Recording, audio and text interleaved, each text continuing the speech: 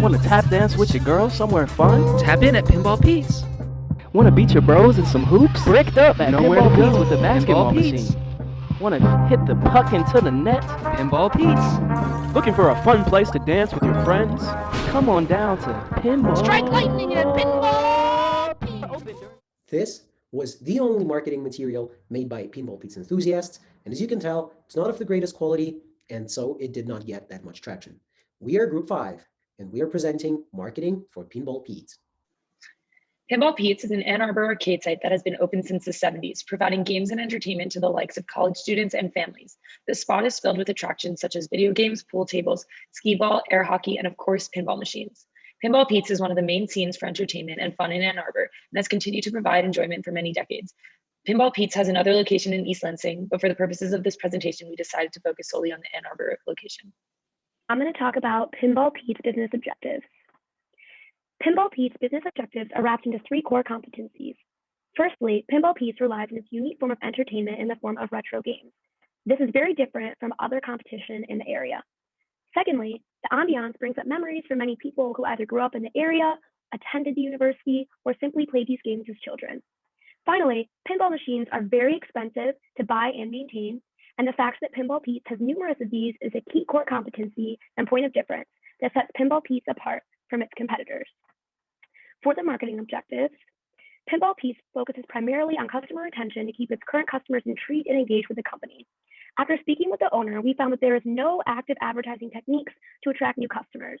Instead, Pinball Pete's relies on word of mouth to acquire new customers.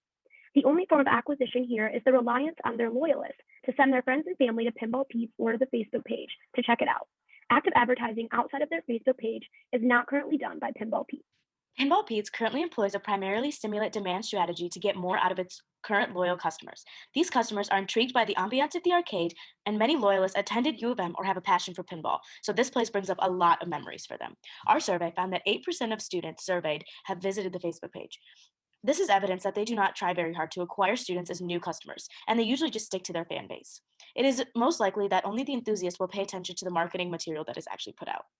Furthermore, survey results indicate that Pinball Pete's currently holds a low share of wallet. Thus, we can infer that Pinball Pete's primarily uses a stimulant demand strategy to keep its current customers intrigued and enthusiastic about the brand. Now we will talk about segmentation, targeting, and positioning. Pinball Pete's customers can be segmented into 4 different groups. One being the U of M students looking for entertainment, Ann Arbor families coming with their children, large groups, which could include student organization or colleagues, and diehard fans of pinball and arcades. In terms of targeting, although Pinball Pete's does not appear to employ traditional advertising channels, such as commercials or flyers, it relies on flashy ornamentations at the storefront that show what attractions the venue has to offer to different types of customers. Another way they target their customers is by holding private parties, where groups can rent the entire venue. Not only do those boost sales, but also they increase word of mouth, which, as we said earlier, is the primary form of acquisition marketing. Finally, Pinball Pete's targets its most high-spending demographic, pinball fanatics, by using its Facebook page to announce pinball championship tournaments and other special events. As for positioning, Pinball Pete's is currently positioned in the market as an old-school arcade that attracts fans of that particular era. It also desires to stay relevant with younger new generation customers seeking to have more enjoyable in real life entertainment experience that can serve as a better alternative to online entertainment. However, Pinball Pete's needs to improve its positioning in the market by working towards being perceived as an entertainment venue for people of all ages and interests, not just arcade fanatics. And the 5-box positioning statement illustrates the way Pinball Pete's can do just that. Moving on to the 4 Ps, starting with place. Pinball Pete's location at the heart of South U gives it a competitive advantage that they are underutilizing. It's free to enter Pinball Pete's, but you must pay to buy tokens for the games. And according to a survey we conducted with students and Ann Arbor community members, about 26.8% of people spend around $5 to $10 during an average visit to Pinball Pete's. In terms of product, Pinball Pete's is constantly changing up their arsenal of games, but their products range from old arcade games like Pac-Man to ticket-based games to claw machines, and obviously the star of the show, their pinball machines. And when it comes to promotion, Pinball Pete's uses their social media to promote their brand, but has recently relied very heavily on word-of-mouth advertising. They're active on their Facebook page, but they rarely post, and they don't really reach out to a lot of new customers. It's kind of the 100 followers that they have. On Instagram, they have 99 followers, which is less than they had 2 days ago when I checked. And the way that they've really been able to stay open during this pandemic is through this GoFundMe they have. They've raised over $125,000. And so what we found to be the biggest problems is that they're so dependent on this word of mouth advertising, and they don't really do anything else to promote their new machines. And we believe that their dependence on this word of mouth advertising is what's holding them back from acquiring new customers. We also believe that they need to start engaging with students at the University of Michigan, as well as the pinball and arcade fanatics in the area. Our first recommendation has the goal of attracting new students and consists of 3 parts: improving conventional social media, partnering with New York Pizza Depot or Joe's, introducing bring your own food option.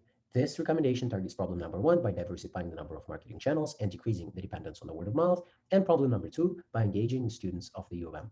In terms of improving conventional social media, we believe that Pinball Pete's needs to increase posts from 3 per month to 6, put advertising content and information about special events, and be active on U of M student pages. In terms of Instagram, they should post pictures with students, follow them, tag them, and start using the platform as an advertising channel.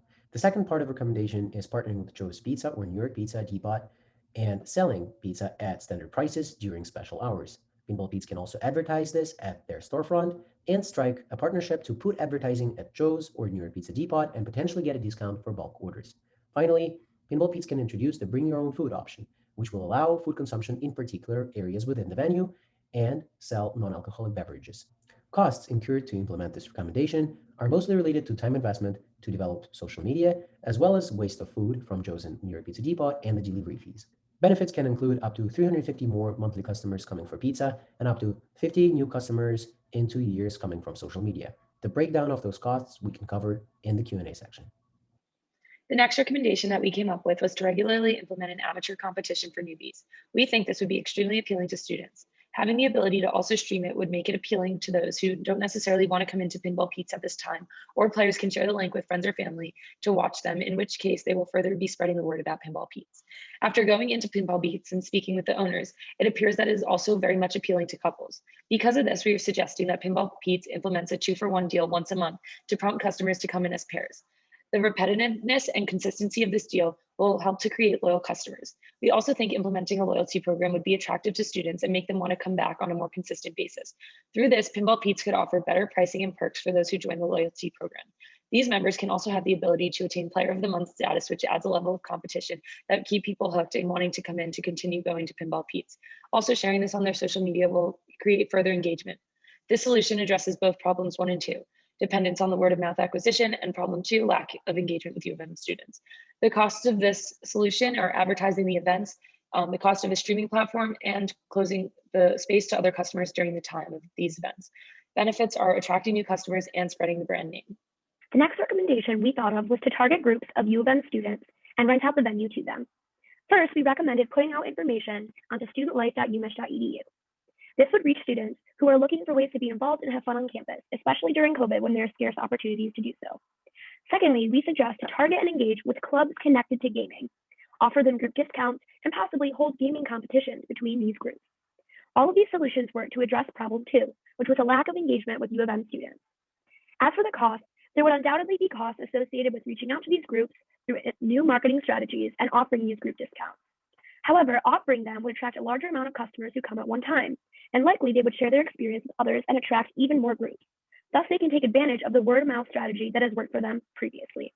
Hypothetically, if Pinball Pete gains the business of 5 new groups every year, this would be about 50 new customers. And in reality, this could be even more, since these customers would share their experience with others to increase awareness of the company and its unique form of entertainment. Our final recommendation was to continue to target arcade and pinball enthusiasts by continuing to stimulate demand. After receiving survey results, we realized that there was a niche community that brings in most of the funds for Pinball Pete's. We noticed that a lot of loyalists communicate on specific forums such as Reddit, Quora, and Pinside. Becoming active on these sites would effectively reach consumers who have similar interests, including people who are arcade and pinball fanatics. Furthermore, customers with knowledge of how expensive these machines really are would be more intrigued by Pinball Pete's and its wide selection of pinball machines and games. Also, they should collaborate with the head of the Pinball League to organize events to bring in more people.